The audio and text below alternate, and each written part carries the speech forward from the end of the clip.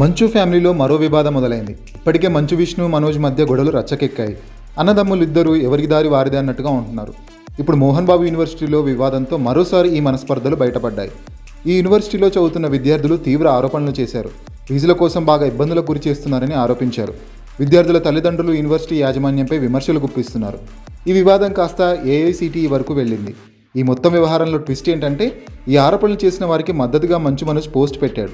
యూనివర్సిటీపై ఇలాంటి ఆరోపణలు రావడం చాలా బాధగా ఉందని చెప్పాడు. ఎగ్జిక్యూటివ్ డైరెక్టర్తో అప్పుడే మాట్లాడానని కూడా పోస్టులో మెన్షన్ చేశాడు. అంతేకాదు, ఏమైనా కంప్లైంట్స్ ఉంటే చెప్పాలని ప్రత్యేకంగా ఓ మెయిల్ ఐడి కూడా ఇచ్చాడు. ఇప్పటివరకు అయితే మోహన్ బాబు ఈ వివాదంపై మాట్లాడలేదు.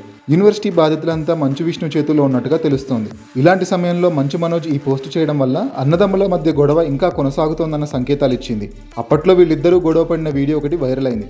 ఇప్పుడు యూనివర్సిటీ వివాదంలో మంచు మనోజ్ జోక్యం చేసుకోవడం వల్ల అన్నదమ్ముల విభేదాలు ఎక్కడి వరకు వెళ్తాయా అన్న చర్చ జరుగుతోంది.